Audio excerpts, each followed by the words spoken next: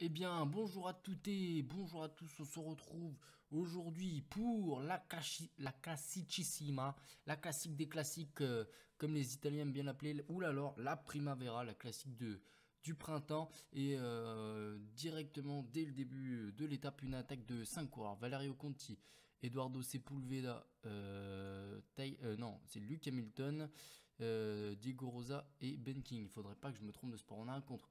Ensuite, à une trentaine de secondes, 50 secondes, pardon, mais qui a 30 secondes, une trentaine de secondes d'avance sur le peloton. On va mesurer l'écart dans le peloton. On laisse pas sortir, bien sûr, une échappée de 5. Donc à l'avant, un compte de 7, ce qui nous ferait 12 coureurs. Ça nous ferait un peu trop. Et ça nous fait une 17 d'écart. Et c'est Florent Sénéchal de la Deceuninck Quickstep qui décide de réagir de Koenig Quickstep qui veut avec une grosse équipe. Il n'y a pas forcément de leader attitré. Le groupe de 7 qui va sûrement se faire reprendre par le peloton. On avait plutôt des équipes de. Comment dire, de Continental. Alors qu'à l'avant, on a quasiment que des équipes de World Tour. Si je ne m'abuse, on va aller voir ça. C'est ça. On a que. Ah non, on a Arkea qui a Diego Rosa à l'avant qui est en Continental. Mais sinon, dans le contre, on avait sur 7 3 coureurs d'équipes invitées. Et on retourne du côté de Jumbo Visma pour Jonas Vingegaard. On ferait pas confiance à Dylan Groenewegen ou alors on préférerait avoir un coup d'avance.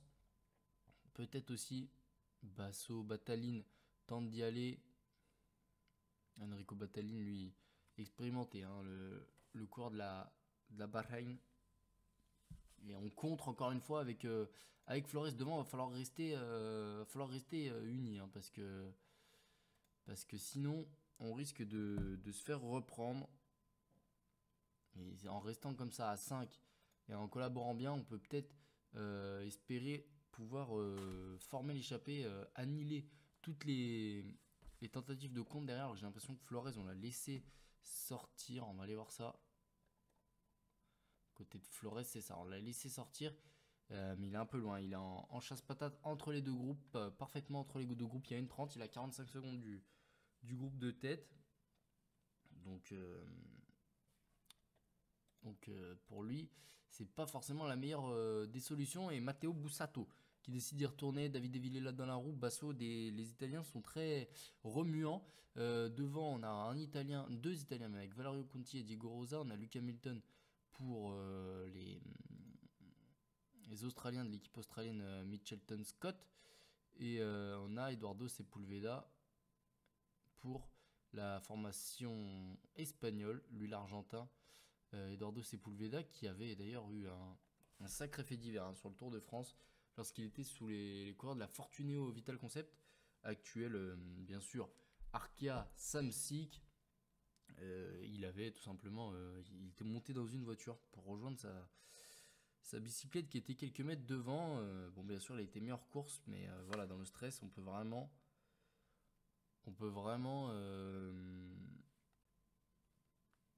faire des choses un peu qui n'ont aucun sens. Mais derrière, dans le peloton, on continue de tenter de sortir. Et si ça va continuer, on va arriver au Turquino. Il n'y aura toujours pas d'échappée. Turquino qui est un peu la marque du milieu de ce, comment dire, de cette course, tout simplement. Quasiment 300 km, hein, 292 pour être précis. Les 5 hommes de tête sont toujours devant. Flores, pardon, toujours intercalé, mais il perd du temps. Il perd du temps, Flores. Et Stacchiotti, lui, qui a gagné sur les routes de Tirreno Adriatico, l'Italien, qui est sorti avec 4 Italiens, hein. Ils sont 4, hein, enfin avec 3 autres Italiens du coup. Matsuko, Battaline, Baggioli et Stacchiotti, mais c'est Affini là, qui a fait l'effort pour revenir sur le groupe de contre. Est-ce que Affini a fait l'effort pour un de ses leaders du côté de la Mitchelton Scott, ou est-ce que tout simplement il a fait l'effort pour espérer revenir sur l'échappée et pas que l'échappée revienne à l'avant? Quoique Konichev, l'italien, bon, il n'y a pas trop un nom italien, mais l'italien de l'équipe Mitchelton, lui, il va alors qu'il a Luke Hamilton à l'avant. Luke Hamilton d'ailleurs qui s'est positionné en queue de groupe, qui décide de plus collaborer. Ils ont toujours 2 minutes d'avance quasiment, hein, à l'avant. Et derrière, on Filosi, Bussato et la Nippo Tsabu et le team Bardiani CSF qui s'avouent pas vaincus. Même si là, j'ai l'impression qu'on les a laissés sortir, hein. 2 coureurs en contre, 5 à l'avant. Et s'ils rentrent, ça nous fera 4 Italiens sur 7. Soit plus de la moitié. On n'aura que Ben King, Hamilton et Sepulveda qui ne seront pas transalpins. Et j'ai l'impression que ça y est, dans le peloton, on les a laissés sortir 2,45 d'avance.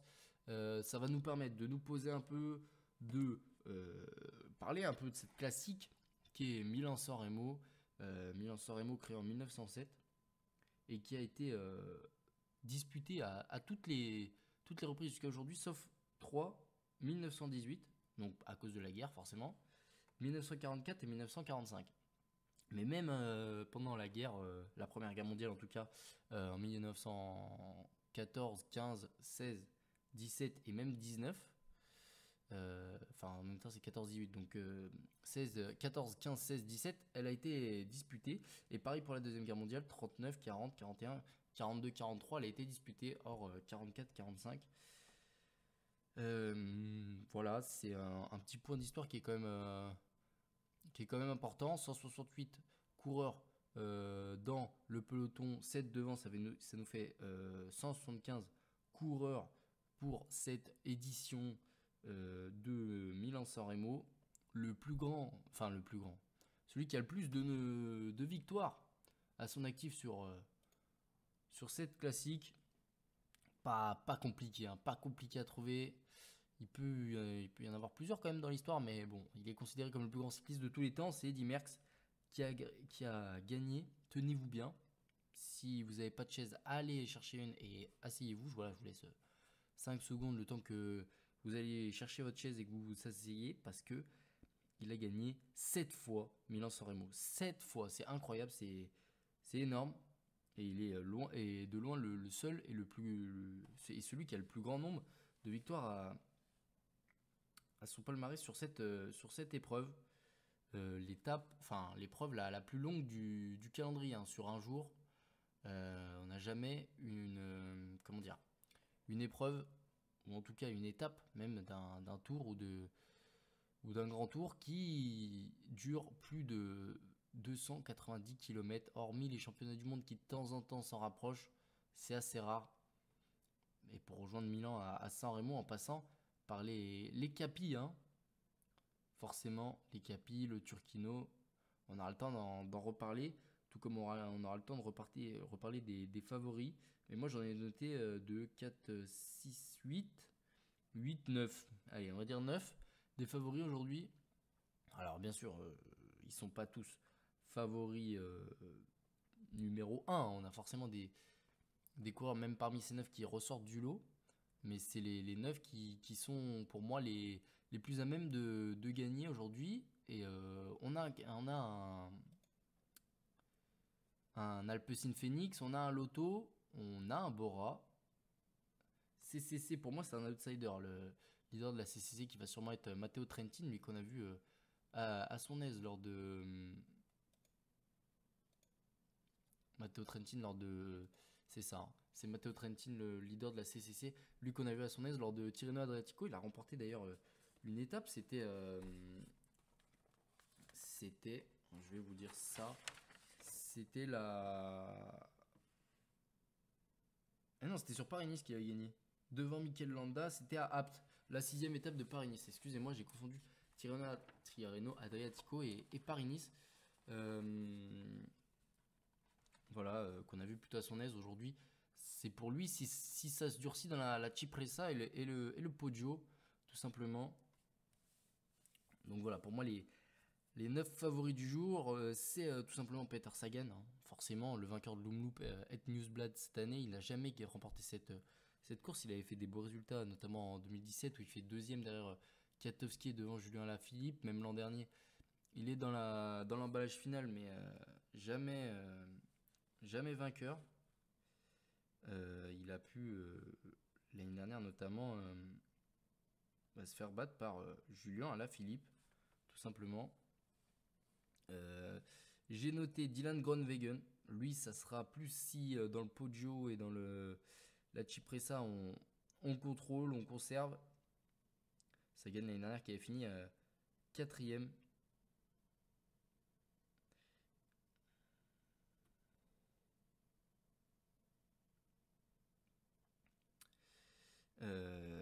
Dylan Groenewegen, ouais, lui qui a déjà gagné 4 fois cette année. Sur le tour de Under, sur le tour UAE, sur la classique d'Almeria. Ça nous fait 4 victoires parce qu'il en a gagné 2, tout simplement sur le tour UAE. On a Michael Matthews aussi qui sera là pour le team Sunweb. C'est pour ça que les Sunweb, on les voit en tête de peloton. Pourquoi pas voilà, lui, c'est le même profil que Matteo Trentin. Va falloir durcir dans les capis aussi, qui avant sont très importants. Parce que si on est mal placé dans ces capis, notamment je pense notamment au Capo Berta, qui est un peu plus dur que les autres, ça peut être assez compliqué parce qu'avec les relances, etc., des cassures peuvent se former, notamment dans les descentes. Donc il faut rester vigilant tout le long tout le long de la course, et surtout quand on arrive là dans ces 70 derniers kilomètres. Là, on a même pas fait, dites-vous qu'on a même pas fait, j'allais dire la moitié, mais le tiers même de l'étape. On a fait, les hommes de tête sont à 207 km de l'arrivée sur 292. Ça nous fait 85 km de parcouru sur 292. Ça fait pas un tiers. Même s'ils sont pas bien loin. Ils sont pas bien loin, on vous l'accorde. Du côté des autres favoris, on a Sam Bennett. Lui qui en a gagné 2 fois sur le Tour San Juan. Philippe Gilbert aussi, forcément, comment ne pas le citer aujourd'hui, Philippe Gilbert. Bien sûr, il y a son petit coéquipier, c'est la petite bombe australienne, Caleb Ewan, dans son équipe. Mais comment ne pas citer Philippe Gilbert aujourd'hui? C'est son objectif numéro 1 de l'année. C'est son rêve, tout simplement, de gagner Milan-San Remo. Parce que il a gagné, tenez-vous bien, le Tour des Flandres, Paris-Roubaix, Liège-Bastogne-Liège et le Lombardie. Et donc c'est le seul monument qui lui manque à sa carrière, qui elle est déjà monumentale. Forcément, on peut pas gagner les 5 monuments. Je sais même pas si Eddy Merckx l'a fait ou un coureur l'a fait, mais ça serait gargantuesque.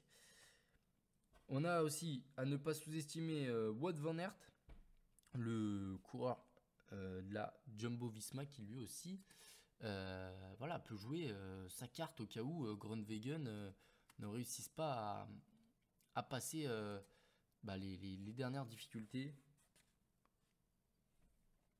Et comment ne pas citer Caleb Ewan, même si on l'a déjà cité, on va rappeler un peu ses dernières performances. Il a gagné la première étape sur le Tour de Under, donc pour sa rentrée. Il a gagné sur le Tour de Valence. Et il a aussi gagné 3 étapes sur Paris-Nice. Et il les a pas gagnées d'un poil de cheveux. Les 3 étapes, il était assez fort et assez largement en tête. Et la seule étape qui était premier sprinter qui gagne pas, c'est Pascal Ackermann, qui lui a gagné 4 fois depuis le début de saison, qui la remporte, et Ewan fait 2. Donc Ewan est pour l'instant le seul sprinter à 5 victoires depuis le début de l'année. Mais c'est pas l'homme qui a le plus gagné. L'homme qui a le plus gagné depuis le début de la saison, on vous l'a déjà dit, c'est Julian Alaphilippe avec 8 victoires. 8 victoires. Le classement général du Tour de Colombie et le classement général du Tour San Juan, il a gagné une étape au Tour San Juan et il a gagné 5 étapes du côté du Tour de Colombie, qu'il a vraiment écrasé le Tour de Colombie. Tour de Colombie que Alaphilippe a survolé, et celui qui survole l'année pour l'instant et qui est premier au classement World Tour, c'est un Colombien, transition toute trouvée, Colombien deuxième de Paris-Nice, c'est Egan Bernal. Il a gagné notamment le Tour de Under avec l'étape qui arrivait au sommet, l'étape reine de Willunga Hill. Il a gagné le Tour UAE avec 2 étapes, et on se souvient du côté de Djebel Hafid, il me semble qu'il était allé s'imposer, et il est champion de Colombie devant Nairo Quintana, Miguel Angel Lopez, donc c'est pas des peintres en face. Et forcément, pour l'instant, Egan Bernal qui mate la concurrence. Il me semble qu'il est pas là sur cette course. Egan Bernal du côté de la Ineos, non, il n'y a pas Egan Bernal. Du côté de la Ineos, il n'y a pas vraiment de vrai leader. Ben Swift peut-être, Jenny Moscone aussi, on peut penser, qui pourrait jouer sa carte. Et du côté là de l'échappée, on va rentrer dans le Turquino, mais surtout, on n'a plus que 3 minutes 30 d'avance. On a vu tout à l'heure que ça c'était presque monté à 5 minutes. Et là, le peloton qui se met un peu en ordre de marche, avec toujours les mêmes équipes, Lotto, Alpecin Phoenix, Bora, Sunweb et même la Groupama FDJ. Alors la Groupama FDJ, pour qui peuvent bien-ils rouler? C'est Arnaud Desmar ou David Gaudu si jamais c'est compliqué pour le français, le sprinter français qui a remporté d'ailleurs cette, cette course en 2016. Arnaud Desmar il était tombé avant la Cipressa, était monté dans la Cipressa à une allure assez folle, très belle descente, il était rentré. Puis dans le podio, il s'est accroché comme il a pu et puis il a fait le sprint, un sprint houleux. Hein. On avait une chute de Gaviria, Bouhanni avait eu un saut de chaîne, enfin un problème avec sa chaîne. Euh, il avait eu des circonstances favorables. Puis à la suite de cette victoire, il était obligé de se justifier parce qu'on avait des coureurs italiens notamment qui s'insurgeaient puisqu'il disait l'avoir vu monter agrippé à la voiture dans la Cipressa. Il a mis tout simplement ses données sur Strava notamment qu'il avait enregistré et on a constaté qu'il n'y avait aucune anomalie pour Arnaud Desmar qui aime bien cette course, une course qui pendant longtemps avait été considérée trop plate pour les sprinters, mais depuis quelques années et notamment depuis 2017 hein, avec la victoire de Kwiatkowski, bah on a que des petits groupes qui arrivent qui arrivent à se disputer la victoire sur là maintenant c'est la Via Roma où notamment Merckx avait gagné et puis on avait changé le final, on le faisait plus sur la Via Roma, puis depuis 2 ans maintenant il me semble la victoire de Nibali on le fait sur la Via Roma. Peut-être que 2017 était aussi sur, non il me semble pas, il me semble que c'est depuis la victoire de Nibali qu'on est sur la Via Roma à la sortie du podio. Il y a peut-être un peu plus de kilomètres à la sortie du podio depuis qu'ils ont changé légèrement l'itinéraire. Mais voilà, c'est le côté historique de cette course qui fait que on termine là-bas. Et puis, comme je vous l'ai dit, c'est pas forcément un frein non plus à. C'est pas un frein à ce que des groupes de punchers aillent s'imposer. Et l'année dernière, on avait eu un gros groupe. Hein. Avec Julien Philippe, ils étaient une petite dizaine peut-être. Je me souviens d'un Matej Mohoric, de Peter Sagan notamment.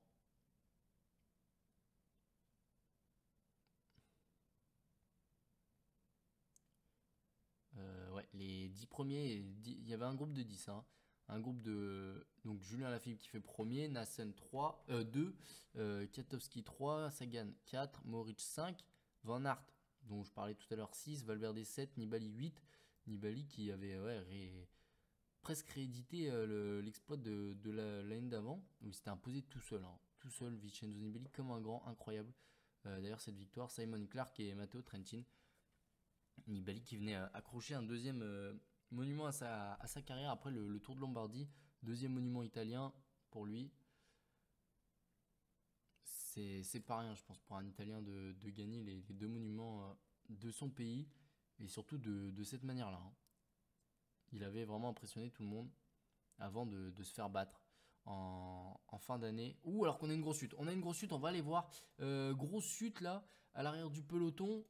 Avec, on a vu il y avait Ewan, on a vu qu'il y avait, comment s'appelle-t-il, Gilbert. Les lotos sont tombés en groupe. Jacobsen aussi, l'un des leaders de la Deceuninck Christophe d'ailleurs, la Deceuninck qui a amené Sam Bennett et Asgreen, Merlier, Matthews, Gilbert, Masnada, Ewan. Lâcher, c'est important. C'est important. On a des coéquipiers qui attendent. Les Lotto Soudal qui étaient là tentent de faire tout de suite la jonction pour pas que le peloton prenne trop d'avance. Est-ce que du côté du peloton on roule? Non, j'ai l'impression qu'on les avait attendus de toute façon. Mais heureusement, parce que cette chute aurait pu avoir de lourdes conséquences, notamment pour l'équipe Lotto si elle rentrait pas. Parce que Ewan, Gilbert et sont les deux leaders tout simplement. Ça aurait été dangereux. Alors qu'on a une autre chute hein, avec Garcia Cortina et Patrick Bévin. Attention à Ivan Garcia Cortina, lui il est très fort. Hein. L'espagnol du team Bahreïn. Après, personne l'attend. C'est plus Sonny Colbrelli qu'on attend du côté de la Via Roma pour Bahreïn McLaren. Mais Ivan Garcia Cortina peut jouer les troubles faits. Et attention à lui. Devant toujours Conti, Rosa, King, Bussato, Filosi, Sepulveda et Hamilton. Et ils entrent maintenant dans la descente du Turquino. Et voilà, on passe sous le tunnel, on prend à droite. Et ça y est, c'est le début de la descente pour la queue de peloton aussi avec Ivan Garcia Cortina. C'est logique de le retrouver là, on l'a vu chuter tout à l'heure. Du côté des échappés, on a toujours 3 minutes d'avance à peu près. 3 minutes. Ça stagne. Les équipes de sprinters qui laissent cet écart-là. Et moi, j'ai hâte de voir si on aura des attaques hein, dans le Poggio et la Cipressa notamment. Voir si les équipes un peu plus de punchers vont rendre la course difficile. D'ailleurs, c'est dommage qu'on n'ait pas Julien Lafilippe hein, sur cette course. Lui qui l'a gagné l'année dernière. Maintenant, il a préféré se préserver pour les Ardennaises. Et c'est compréhensible. On espère pour nous Français qui nous fera une très belle campagne ardennaise.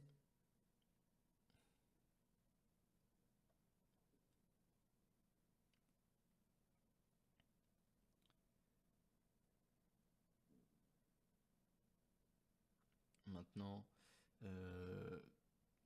bon, c'est toujours à l'avant Filosi là qui prend son relais. 3 minutes, on voit quand même que les coureurs ont accéléré. En plus, ils sont à côté. À côté de la mer, ils ont un vent de 3 quarts face. Bon, un vent léger, hein, 4 km/h, c'est pas impressionnant non plus. On voit qu'ils voilà, ils forment un éventail. Il n'y a pas il y a pas de quoi créer des bordures hein, pour Robert Power notamment qui est en tête là de peloton. On va attaquer deux légères côtes. Hein. Voilà, là on prend à droite deux légères côtes. C'est Valerio Conti qui s'y a hâte en premier. Et il fait toute la côte en tête en danseuse. Et il va laisser le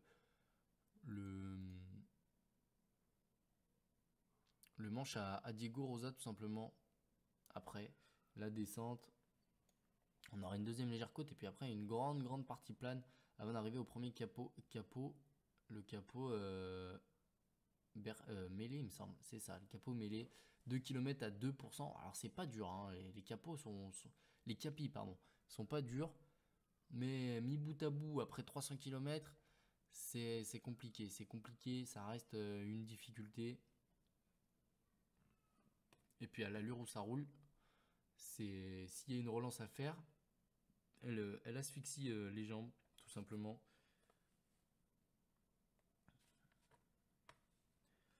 Puis on peut parler aussi du programme qu'on aura après cette classique. Hein. On aura les classiques flandriennes, tout simplement, puis les classiques ardennaises, et on arrivera très rapidement sur le Giro. Peut-être que le Tour de Catalogne sera aussi diffusé, on ne sait pas encore. Il faut regarder si on peut le faire.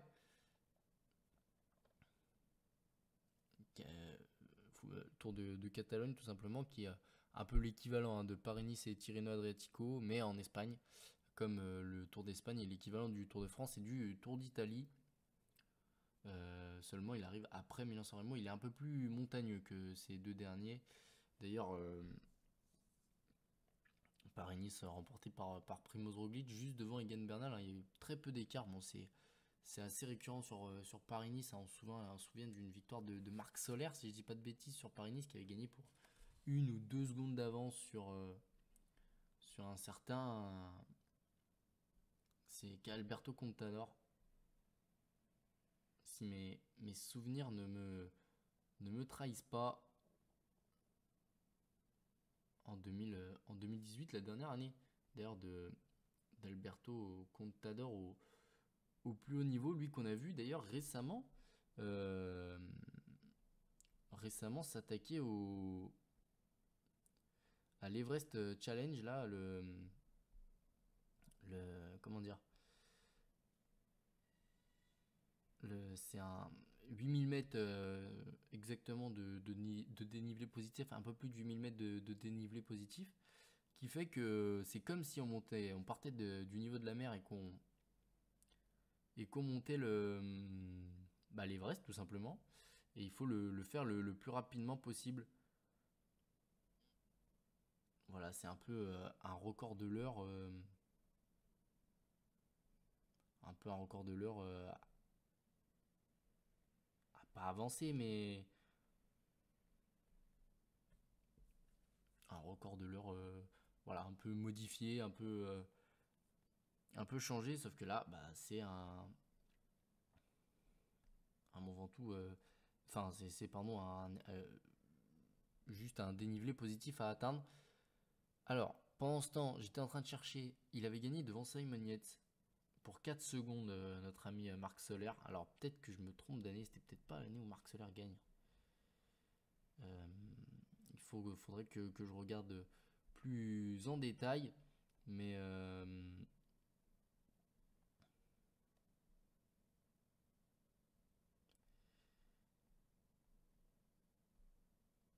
c'était en 2017 peut-être avec la victoire d'Enao. Peut-être que j'ai confondu les deux, c'est bien possible. Enao qui à l'époque était sous les couleurs de la Sky, hein, qui était encore la Sky, pas encore la Ineos comme on la connaît aujourd'hui. C'est ça, elle avait gagné. Voilà, Sergio Enao a gagné 2 secondes. 2 secondes, grâce à 2 secondes devant Alberto Contador, qui était à l'époque à la Trek Segafredo. Il avait tout tenté hein, dans la dernière étape qui menait à Nice, notamment on passait par la côte de Paye. Je me souviens, il avait attaqué de là-bas notre ami Alberto Contador, et puis finalement, Enao avait réussi à conserver son bien. Et du côté de Tirreno, cette année, c'était encore pire parce que ça s'est joué à 3 secondes. Hein. Enfin, c'était pire que Paris-Nice cette année, pas pire que l'année où Alberto Contador fait deuxième, même si, bon, ça se joue à 1 seconde près. Sauf que quand on est à 3 secondes du maillot bleu ou du maillot jaune de Tirreno Adriatico ou de Paris-Nice, 1 seconde, c'est important. Et ouais, où Roglic, non, pardon, où Nibali a gagné de 3 secondes devant Pogacar, si mes souvenirs sont bons. C'est ça, devant Tadej Pogacar.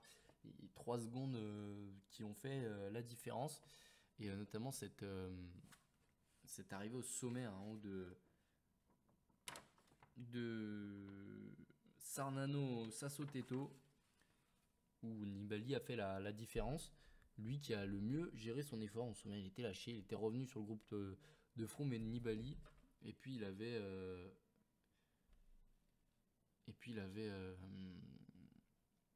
Tout simplement pris le meilleur sur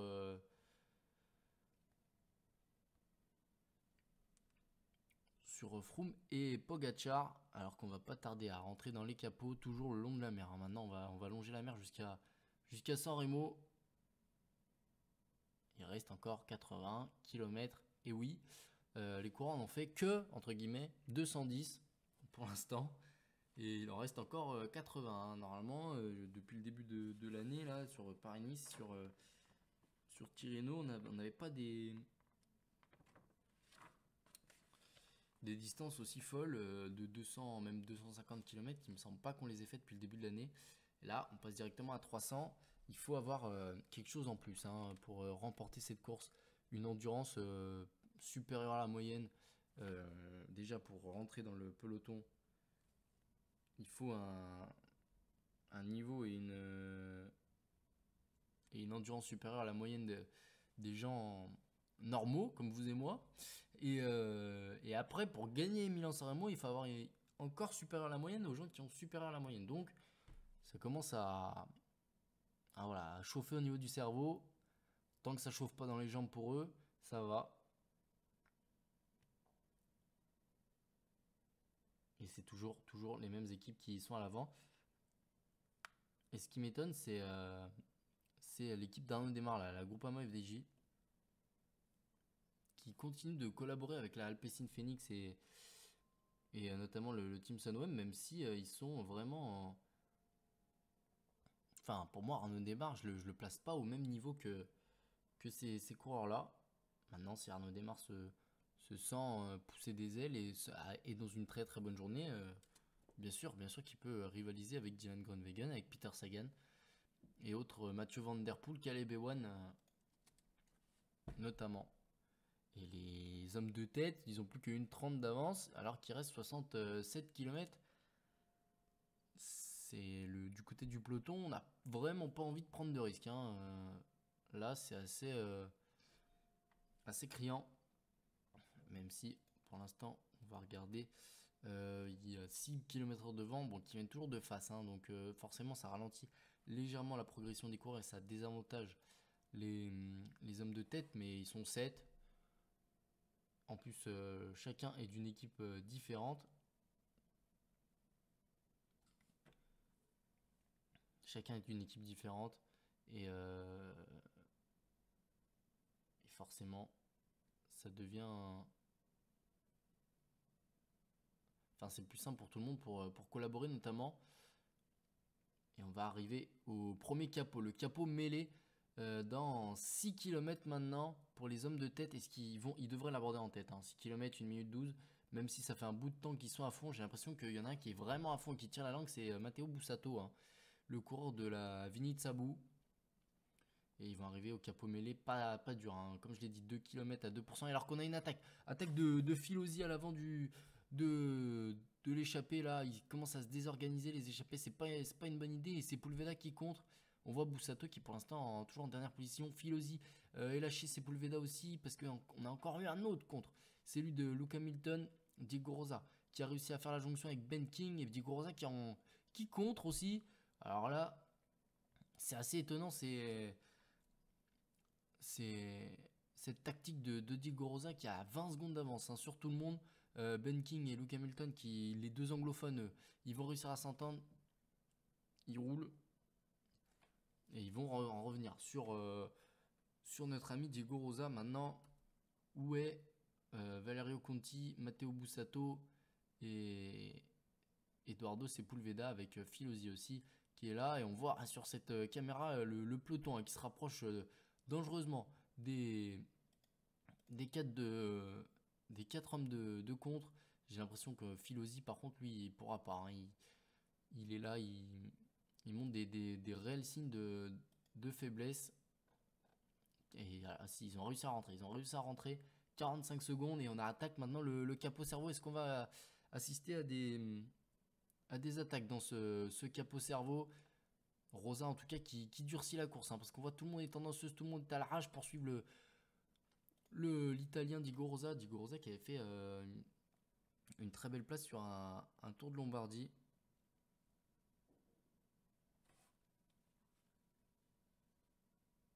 Il me semble qu'il avait fait troisième, si je dis pas de bêtises. C'était du côté, lorsqu'il était du côté de la Astana, Diego Rosa.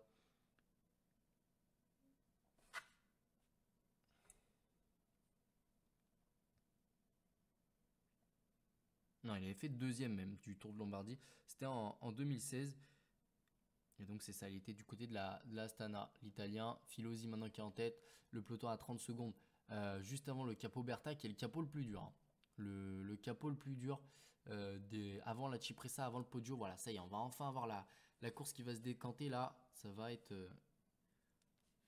plaisant. 27 secondes, parce que voilà, jusqu'à maintenant c'était du blabla, même si on a quand même fait un point sur la situation de la saison. C'est intéressant. Et moi, ce qui m'intéresse, c'est de regarder si on a des hommes pas très bien placés, type Jacobsen, type Nibali, là, qui sont un peu loin. À mon goût, là, il faut vraiment être dans les premières positions pour éviter la grosse relance. Davide Formolo, là, le champion d'Italie, La UAE, ils sont là pour Christophe. On n'a pas amené Gaviria. D'ailleurs, Gaviria qui était tombé, c'est vrai, sur Tirreno Adriatico. Il avait été obligé d'abandonner. Et malheureusement pour lui. Alors qu'on a une attaque. Wout van Aert, l'un des outsiders, hein, un des hommes à ne pas sous-estimer, qui sort déjà 35 km de l'arrivée pour Wout van Aert du côté du peloton. Ah, malheureusement, on a les deux caméras qui sont à l'arrière du peloton. On a réagi. Tim Merlier est rentré sur son compatriote belge. Et c'est Olivier Le Gach là, qui se remet tout de suite à l'avant et qui anticipe les différentes attaques qu'il pourrait y avoir. Et Michael Matthews est très très bien placé alors qu'on a de la pluie. Hein. On a de la pluie et c'est Fabio Aru qui est tombé et Oliver Nassen qui attaque. Oliver Nassen, au même type que Wout van Aert, peut-être qu'ils ne se font pas confiance dans les monts. Ils tentent de prendre de l'avance avant parce qu'ils savent qu'ils ont une grosse caisse. Et pourquoi pas Yves Lampard qui se remet à l'avant du peloton. Stefan Kung dans la roue. Là, on fait pas semblant. Là, c'est les grosses cuisses qui sortent. On voit, c'est les gros gabarits. Et on voit qu'ils se mettent mal, hein, qui roulent comme ils peuvent. Et on attaque. Ça y est, la Cipressa. Hein, c'est plus dur que le Podio, la Cipressa, mais c'est plus loin. 5 km 800 à 4%. Alors que le Podio, c'est 4 km à 4%. Avec un maximum à 5%. Alors qu'ici, le maximum est à 7%. Hein. Donc on a moyen de fatiguer les sprinters. Et Tish Benoît, c'est ce qu'il tente de faire pour Michael Matthews. Parce qu'il sait Michael Matthews qui peut pas gagner à la pédale. Et Michael Matthews qui est sorti avec Tish Benoît. Il y a quelques mètres d'écart là. En plus, la pluie peut vraiment jouer un rôle très important hein, sur cette fin de course.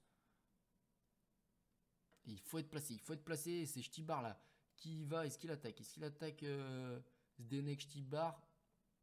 Non, j'ai pas l'impression que ça soit une réelle attaque, mais par contre Benoît lui relance en haut. On voit Ewan très bien placé, Demar très bien placé aussi, Van Der Poel est là, Groenewegen aussi. Si, on a tous les favoris. Bennett, on va aller chercher Pascal Ackermann du côté de la Bora. Il est un peu moins bien placé que les autres, mais ça va, il est dans la bonne partie. Sagan lui est très très bien placé, le champion du monde Peter Sagan.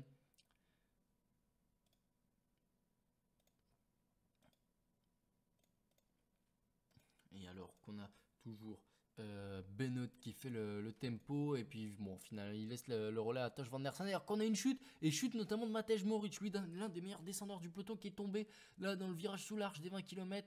J'ai l'impression qu'on a des abandons. Abandon de Cataldo. Ah non, ils sont repartis.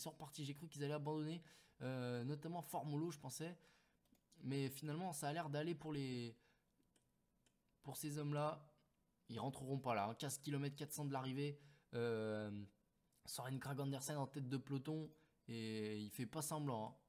Pogacar, lui, par contre, est tout à l'arrière du peloton. Dommage, j'aurais peut-être pu essayer de faire quelque chose dans le Podio. Malheureusement, ça sera trop dur pour lui. Et il y a Supersteven qui sort. Van Aert tente de prendre la roue avec un léger retard, mais avec son accélération, il réussit à rentrer sur le Belge. Et un troisième Belge sort, c'est Oliver Nassen. Là, c'est à prendre en compte. Là, c'est à prendre très très au sérieux. C'est ce que fait tout de suite Christian Sbaragli du côté de la Alpecin Phoenix. Van Aert, Steven, Nassen. On a 3 machines à rouler, mais c'est Sbaragli qui a ramené tout le monde. Nassen contre. Roupier maintenant du Poggio, ça y est. On a tourné à gauche à droite pour les coureurs. Et Sbaragli qui est toujours en tête. B20. On va voir s'il y a des attaques. Et l'attaque, elle revient d'Oliver Nassen. Encore une fois, nouvelle attaque d'Oliver Nassen. C'est Philippe Gilbert. Lui qui veut aller remporter son dernier monument, le 5e le 5e monument. Et Van Der Poel est rentré. Van Der Poel est rentré. Il compte tout de suite avec Asgreen dans la roue. Ils ont peut-être dépensé trop d'énergie sur le plat. Steven Nassen. Et Van Aert sûrement aussi qui la prend la roue de Oliver Nassen. Et Van Der Poel et Asgreen qui ont vraiment créé le trou. Attention à ces hommes là. Asgreen lui qui a déjà fait 2e du Tour des Flandres. Et c'est Valgren qui sort à contre-temps maintenant en tête de peloton. Dans le peloton on se regarde totalement. Est-ce que on va pouvoir aller au bout? 33 secondes d'avance. Est-ce que Michael Valgren va pouvoir rentrer? Un Danois, un Néerlandais en tête, Valgren qui tente de faire la descente de sa vie. Mais attention, là, sous la pluie, c'est dangereux, surtout qu'on la connaît, cette descente du Poggio, elle est très très dangereuse. Et est-ce que surtout Asgreen va prendre un relais à Van Der Poel? Parce que au sprint, Kasper Asgreen est le moins rapide en tout cas. Et derrière, c'est Stuyven qui continue de tenter. On a des petites grappes de coureurs. Van Avermaet aussi, les Belges en action. Et Van Der Poel qui lance le sprint. Asgreen qui tente de remonter sur sa droite. Et Asgreen qui va s'imposer ici à San Remo. Première victoire dans un monument. Il a été très très très malin, Kasper Asgreen. Il a fait le fantôme, il a fait le mort dans la route Van Der Poel. Et puis au sprint, il est venu l'aligner et c'est Michael Matthews qui règle le sprint du peloton. Michael Valgren a jamais réussi à rentrer malheureusement. Il fait 3ème, mais les Danois 1 et 3, impressionnant. Impressionnant. Stuyven qui est sorti au pied de la descente du Poggio fait 4. 5ème place pour Greg Van Avermaet. 6ème place pour Michael Matthews. Elia Vianney 7ème. Groenewegen 8ème. 9ème Jacobsen et 10ème Alexander Christophe. Voilà la tendance qui se formait sur ces dernières années avec les victoires de Katowski, Nibali, Alaphilippe. C'est-à-dire que le Poggio pouvait faire des écarts, que le Poggio pouvait mettre les sprinters à mal et permettre aux punchers de l'emporter, ou en tout cas aux hommes qui ont moins vite au sprint. Et bah elle se confirme avec cette victoire de Kasper Asgreen. Là on voit il était dans la route Van Der Poel, il a essayé de le remonter à droite, ça a été dur au début, et puis Van Der Poel a craqué un peu sur la fin et il lui a mis un bon vélo d'avance le Danois. Après il faut dire qu'il lui a laissé faire totalement le boulot. C'est le seul moment où il est passé devant Mathieu Van Der Poel, mais c'est le moment le plus important, c'est sur la ligne d'arrivée. Si Valgren qui avait réussi à rentrer, mais bon, il avait utilisé trop d'énergie pour espérer revenir sur Kasper, espérer en tout cas les battre, Kasper Asgreen et Mathieu Van Der Poel. Bravo à eux, hein, ils sont sortis au bon moment. En plus, ils comptent une vingtaine de secondes sur tout le monde. Ils sont vraiment sortis au bon moment, au bon endroit. Et après, dans le peloton, j'ai l'impression que c'est un peu regardé. Et on n'a pas pu revenir sur Van Der Poel et Asgreen. Et Asgreen qui vient l'emporter. Van Der Poel une nouvelle fois deuxième. Hein. Une nouvelle fois deuxième. Après sa deuxième place du côté de Lumloop et Newsblad. Et il refait deuxième. Ici à San Remo. Et Valgren, c'est un peu la renaissance aussi de Michael Valgren. Lui qui avait fait une belle année 2019. 2020, on l'avait beaucoup moins vu. Et finalement, là, non, pardon. Il avait fait une belle année 2018. 2019, on l'avait beaucoup moins vu. Et 2020, il commence à revenir un peu au top de sa forme. En tout cas, nous, on va se laisser ici. On va se retrouver très bientôt pour une nouvelle course. On vous dit à bientôt et on espère que vous avez aimé.